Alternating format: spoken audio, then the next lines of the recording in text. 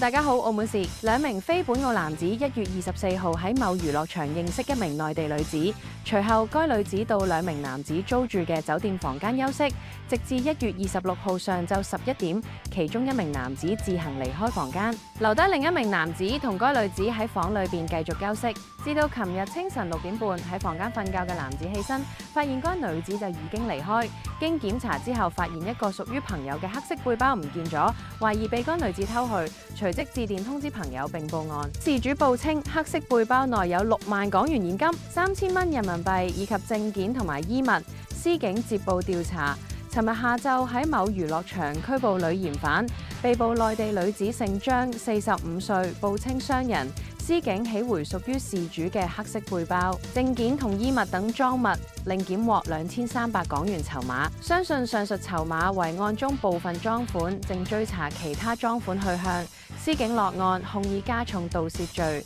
案件移送檢察院偵辦。關注澳門事，了解身邊事。多謝收睇，拜拜。